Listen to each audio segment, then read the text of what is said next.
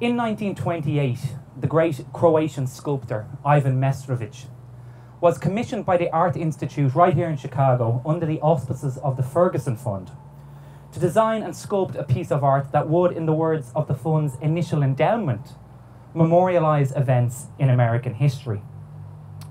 Created in 1905 by the Chicago lumber tycoon and subsequent philanthropist Benjamin Franklin Ferguson, and equating to somewhere between $20 and $30 million in today's currency, the fund is responsible, I think, for some of Chicago's most remarkable, iconic, but also most important public monuments. In that vein, then, Ivan Mestrović was called upon to create a piece of public history. And that he most certainly did, ladies and gentlemen. His two separate sculptures, the Bowman and the Spearman, and known collectively as the Indians, which now stand in Grant Park and which I'm sure many of you are familiar with, were the results of his rather impressive labours. Mestrović's designs depict two images of great vitality and physical predominance. Both are equestrian statues, the mounted riders poised to loose their respective weapons. In many ways, they are the inverse mirror images of each other, very much active in their movements. In fact, if you see these statues, you will feel that they are almost leaping off of their pedestal. The bowman with left arm outstretched, his right drawing on the string of his bow. The spearman, left elbow in fact crooked, right arm extended and ready to strike. They are the prime examples of the creation of a masterful creation, I would say, of a true genius at work. Mestrović was recognised in his own lifetime, in fact, as possibly the greatest living sculptor.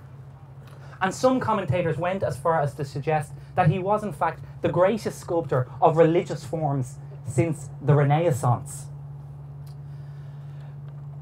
He went on to hold professorships here in the US at Syracuse University in New York, and later, I'm sure Terry will be happy to hear this, at Notre Dame.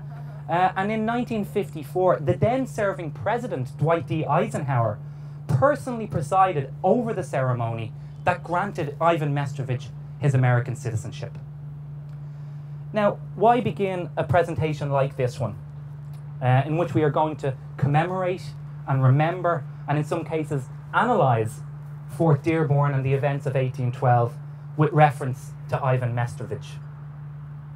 Well, in trying to engage with, I think, some of the key elements in that process of commemoration, by examining the ideas of history and memory in the city of Chicago, it is important for us, I think, to recognise how Chicago as a city remembers and represents its past. Sculptures, monuments, works of art often act as memorials to great people or great events in history and signify what we as a community have decided to commemorate. What we decide to sculpt, to build, to paint even, in a historical context, is key to shaping our collective memory, be it as visitors or indeed as residents of a great city such as this. Secondly then, I think it is very, very important, particularly when we are discussing how we remember events in our history that are disputed or indeed contested, and much like those that we will concentrate on today, that we move beyond the very narrow understanding that our own respective histories are in some way distinct or just completely different from those of other people or other places. Our history is certainly shaped to reflect events and happenings that are specific to our own experiences. But while those events may differ almost everywhere, the process of writing history, in documenting the past, and in turn disseminating that information to a wider audience, faces many of the same challenges and confronts many of the same obstacles almost everywhere. National exceptionalism, this idea that in some way our history, your history, their history, is just simply different, is something that I think most historians at least would now see as folly. This is true of Europe, as it is of the United States, as it is of almost anywhere, in fact. And the way we can tackle the disputed elements of our history, those disputed portions of our history, like those events at Fort Dearborn in August 1812, is to compare them to the history of other people and other places, to create, if you will, almost comparative histories or even transnational histories. Now, if you haven't already guessed, and if Terry's fine introduction, or at least my accent, hasn't given it away, I am, of course, a native and citizen of Ireland and an Irish historian. On our island, we have had a long and difficult past in trying to find what might be called the middle ground, in an interpretation of a history that is, I think, acceptable to everyone on the island of Ireland. It is a history that has fundamental divisions at its very core, and often finds it hard to, I suppose, recognise the role of all the people on that island, of all political persuasions, nationalities, or creeds.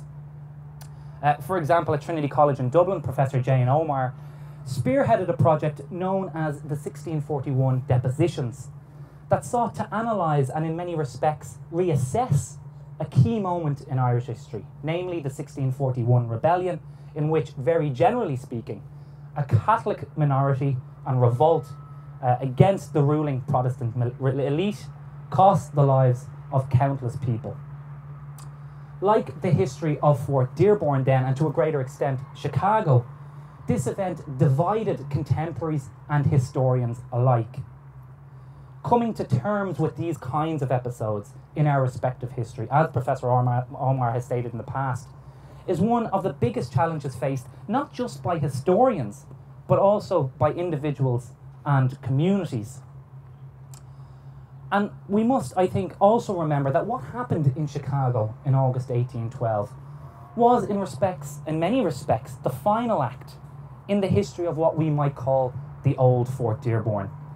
It was, in a sense, an end, not a beginning, to a story that had begun in 1803 when the first US surveyors, under the command of Captain John Whistler, an Ulster-born Irish-American, and in fact grandfather of the great American painter and artist James McNeill Whistler, who would go on to create Whistler's mother, arrived at a place right on the shores of Lake Michigan and established there in 1803 one of the westernmost outposts of the United States.